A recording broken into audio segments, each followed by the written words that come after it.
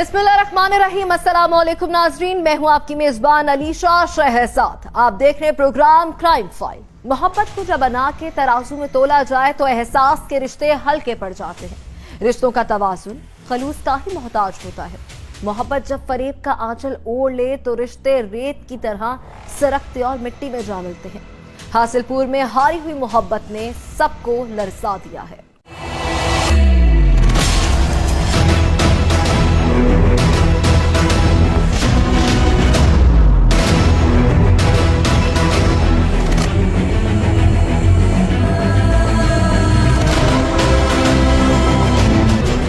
दिल दहला देने वाला ये वाकया पेश आया हासिलपुर में, जहां मोहब्बत हार गई और मौत के रक्स ने सबको खौफजदा कर दिया। मकतूला सायरा से मुलजिम ने पसंद की शादी रचा रखी थी। आदिल नामी शौहर मोहब्बत से अदल ना कर सका। घरेलू नाचाकी पर खातून ने खुला के लिए अदालत से रुजू कर लिया। मुलजिम ने सुलह के बहाने बीवी को घर बुलाया और रात की तारीकी में गला दबाकर उसकी सांसों की डोर काट दी। जालिम ने तरस ना खाया और अपने होने वाले बच्चे को दुनिया में आने से पहले ही अजल के हवाले कर दिया। सहरा में ले जाकर सफाक ने लाश गड़े में दबा दी। मुलजिम की ढिठाई देखिए कि उसे जर्रा भर भी मलाल नहीं। पहले जीवन साथी बनाकर खातून पर एहसान किया, जीवन छीनकर मौत का जवाज। आखिर मोहब्बत का कौन सा निसाब है? सायरा लियाकत से मैं शादी करता हूँ इस बिना पे कि उस बच्ची यतीम बच्ची है, उसका कोई आगे पीछे नहीं है। उसकी सिस्टर उसको लड़का नजीउल्लाह यूज कर रहा है, ब्लैकमेल कर रहा है, डांस फंक्शन करवा रहा है।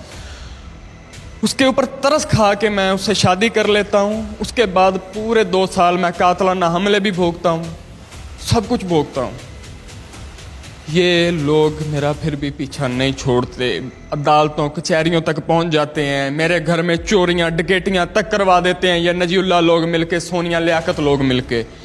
एंड पे इन लोगों के मैं झूठी FIR भी इन लोगों ने मेरे ऊपर करवाई। एंड के ऊपर थक हार के मैं अदालत जाता हूँ, अदालत से थाने भी पेश होता हूँ, मेरी कहीं नहीं सुनी गई।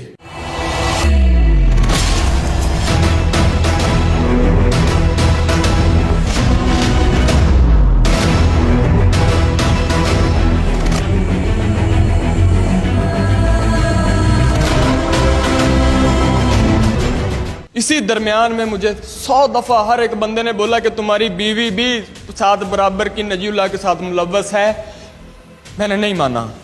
CDR निकलवाता हूं, सारा कुछ देखता हूं तो वो वाकई ही मुलव्वस होती है, अपने मुंह से मानती भी है।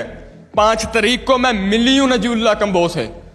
जिस दिन मैं बच्ची थाने पेश करता हूं, मेरे ऊपर 491 की रिट करवाते हैं, उससे पहले मेरे ऊपर झूठी दरखास्तें दिलवाते हैं।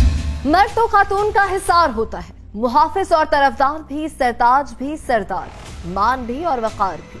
जिसने अबर बनकर दिल की धरती पे बरसना था, वो अजल बनकर सांसों की डोर ही काट चुका था। कैसी बदकिस्मत खातून थी कि अपने आंगन के ख्वाहिश में सहरा के अंदर जा सोई।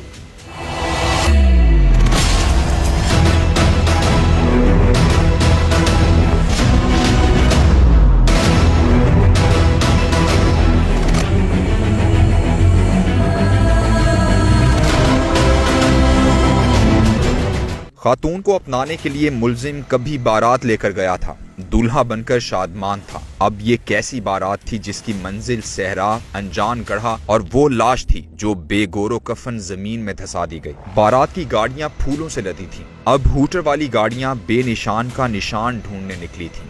मुलजिम नाज से चलता हुआ गढ़े की तरफ बढ़ा। उसके चेहरे पर जरा भी मलाल ना था। मुलजिम ने लाश को किस तरह ठिकाने लगाया।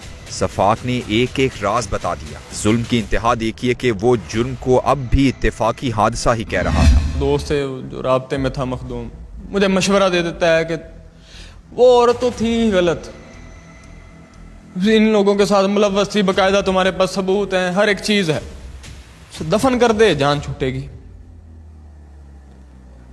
अपने हवास तो कायम थे ही नहीं, ना दिमाग चल रहा था, ना कुछ भी नहीं चल रहा था।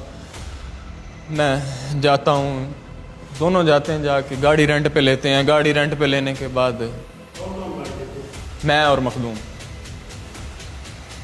रेंट पे गाड़ी लेने के बाद चले जाते हैं हम लोग। उसको उठाते हैं, 84 चक्का है इस तरफ, रेगिस्तानी इलाका, वहां पे जाकर दफन कर देते हैं। दफन करने के बाद 10 दिन भागता हूं मैं, कभी इस सहरा में, कभी उधर, कभी उधर, कभी उधर। समझ नहीं आती करना क्या है। एंड पे बैठ के सोचता हूं कि मेरा कसूर क्या है, मैंने ऐसा क्या कर लिया जो मैं भाग रहा हूं। एक हादसातन या कह लें जज्बात में कह लें। मुल्जिम अनार की तस्कीन के लिए हर हाल में जीतना चाहता था। पहले मोहब्बत का फाते रहा, अब मौत के खेल में भी किसी की जिंदगी को हराना चाहता था। जिस तरह मोहब्बत पाने में फरेब का सहारा लिया था, अब मोहब्बत को ठिकाने लगाने के लिए जाल बना था। घरेलू नाचाकी धीरे धीरे बेएतमादी में बदलती गई। आदिल बीवी के किरदार पर भी शक करने लगा था। सायरा ने शौहर से निजात पाने के लिए अदालत से रुजू कर लिया। मुल्जिम को जब शक गुजरा कि सायरा केस जीत जाएगी, तो उसने एक बार फिर मोहब्बत का जाल बिछाया और सुलह की यकीन दहानी पर उसे घर बुला लिया। बदबख्त ने सिर्फ बीवी को ही कत्ल नहीं किया, अपने बच्चे को दुनिया में आने से पहले ही मौत का तोहफा भी दे दिया।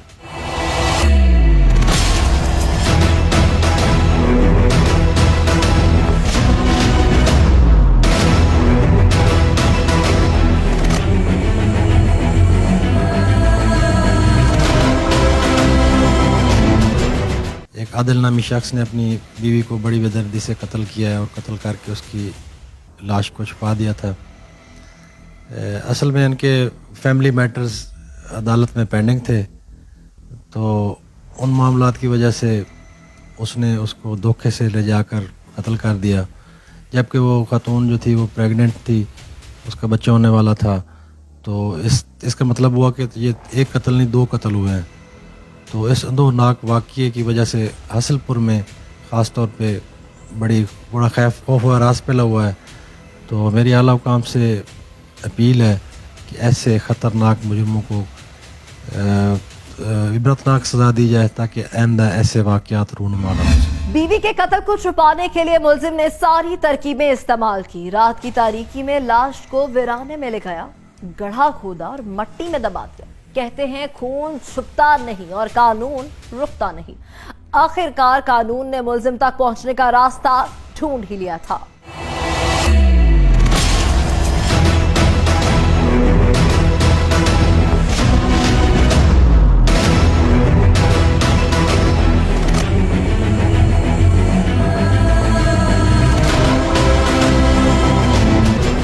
खातून का लापता होना इलाका पुलिस के लिए बहुत बड़ा चैलेंज था। पुलिस ने मुख्तलिफ जराए अपनाए और कत्ल के निशान पाए।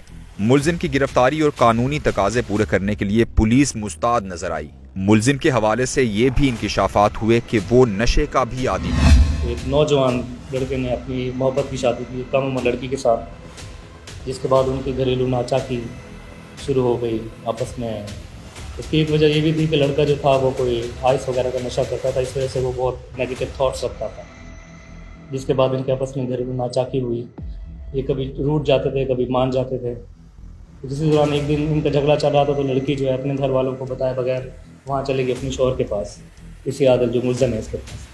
वहाँ पे इनकी आपस में तर्क कलामी हुई है, जिसके नतीजे में इसने आदिल ने जो है वो अपनी बीवी का मर्डर कर दिया।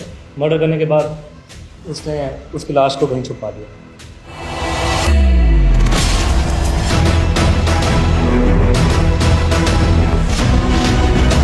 हमारे पास उसकी बहन और वालदा जो है वो रोते हुए आई और उन्होंने कहा कि भी हमारी बच्ची गैर है। इस पर पुलिस ने हमने अपने जो हमारे अफसरान वाले हैं उनकी हिदायत पर अमल करते हुए फिल-4 पर्चा दर्ज किया। मुकदमा दर्ज करने के बाद हमने इसकी तफ्तीश का आगाज़ कर दिया। हमें बिल्कुल हमारे एक ब्लाइंड किस्म का केस था कि भाई लड़की कहाँ गई। शौहर से जब रब्ता किया गया तो उसके जो ससुराल से लड़की के उनसे भी रब्ता किया गया, उन्होंने इस चीज़ का कतई इनकार किया कि भाई हमें नहीं पता लड़की कहाँ। फिर CCTV फुटेज, CDRs, नंबर और मुख्तलिफ जो जदीद साइंटिफिक असूल और जो तरीक़ाकार इन्वेस्टिगेशंस के हैं उनके ऊपर अमल पैरा होते हुए हमने मुल्ज़िम को आदिल को पकड़ा, क्योंकि हमारा शक उसकी तरफ ज़्यादा जा रहा था। उसकी वजह उनके रिलेशन की पास्ट हिस्ट्री भी थी और उस लड़के का ट्रैक रिकॉर्ड था कि वो किस तरह का मेंटल कैपेसिटी रखता है।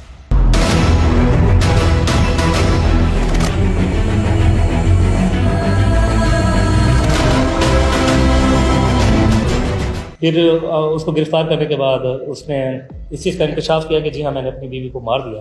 मारने के बाद मैंने उसे रेत के टीलों में दूर कहीं रेगिस्तान में उसे दबा। जब पुलिस वहाँ पे पहुँची, हमने बड़ी जाफशानी के साथ, क्योंकि वो भूल चुका था कि उसने किस जगह पे उस औरत को, अपनी बीवी को जो है वो उसने दफनाया है। खैर बड़ी मुश्किल से हमने वो जगह इसकी निशानदेही पे ट्रेस करने के बाद वो लाश को बरामद किया उसके बाद ये जो 365 का अगवा का पर्चा था उसमें जुर्म 302 का को ईजाद किया गया। उसके बाद इसके कोई एक साथी भी था, उसके लिए भी हम कोशिश कर रहे हैं कि उसे भी जल्द अरेस्ट कर सके। और वो कार जिसमें उन्होंने लाश को ठिकाने लगा, पुलिस ने पूरी जाफरशानी के साथ अपनी जिम्मेदारी का मुजाहरा करते हुए इस केस को ट्रेस किया है। इंशाल्लाह हम ये भी वादा करते हैं कि मुलज़िम को इसके कैफरे किरदार तक पहुँचाएँगे और जो करार सज़ा है उसको वो सज़ा देंगे। मुलजिम अकेला लाश ठिकाने नहीं लगा सकता। और कौन कौन जुर्म में शामिल है? जिस गाड़ी में लाश ले जाई गई, क्या उसे भी माले मुकदमा बनाया गया? गाड़ी है आल्टो जिस पर मकतूला की लाश को ले गए थे, वो भी पुलिस ने बरामद करके उसे भी मुकदमा का हिस्सा बना लिया और ज़ेर दफ़ा जो है 302 जो है वो मुकदमा जो है ज़िमनी में ऐड हो चुका है। ज़राए से हमें ये भी मालूम हुआ है कि जो कत्ल की असल जो वजह है, मकतूला का जो शौहर है वो कहता था कि मकतूला जो है वो फ़ोन पर किसी से रब्ता करती है और फ़ोन पर बातें करती है, जिस पर मकतूला के शौहर को ये रंज था और मकतूला के शौहर ने अपनी बीवी को कत्ल कर दिया। मुलजिम ने अपने करीबी दोस्त से रब्ता किया जिसका नाम मखदूम अहमद पनसोता है, तो उसे तमाम तफसीलात से आगाह किया। तो मखदूम अहमद पनसोता ने मुलजिम को दिलासा दिया और कहा कि आज हम लाश को कहीं ठिकाने लगा देते हैं। तो मुलजमान ने फिर आल्टो गाड़ी जो है वो रेंट पर ली और मकतूला की लाश को गाड़ी में रख कर हासिलपुर से तकरीबन दूर 13 से 14 किलोमीटर चक 84 फतेह, वहाँ पर जाकर इन्होंने रात के अंधेरे में जो मकतूला की लाश को ठिकाने लगाया और मौके से फरार हो गए।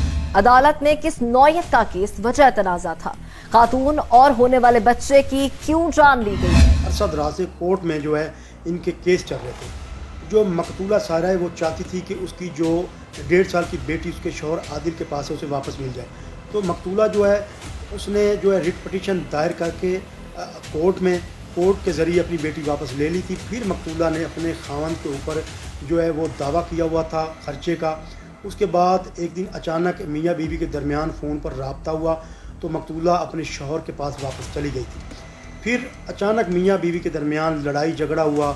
मकतूला के शौहर ने अपनी बीवी का गला दबा दिया और उसे बेदर्दी के साथ कत्ल कर दिया। नाज़रीन, मान के रिश्ते ही कई बार अरमान बनते और बाज़ औक़ात मान तोड़ देते हैं। किसी की जिंदगी छीन लेना दरअसल बदतरीन शिकस्त होती है। इख्तलाफ को अना का रंग देकर मौत का खेल रचाना इंसानियत की तौहीन है। एक बार मिली जिंदगी का हर कदम फूंक फूंक कर उठाना चाहिए। यह वक्त है कमर्शियल ब्रेक का। Stay with us.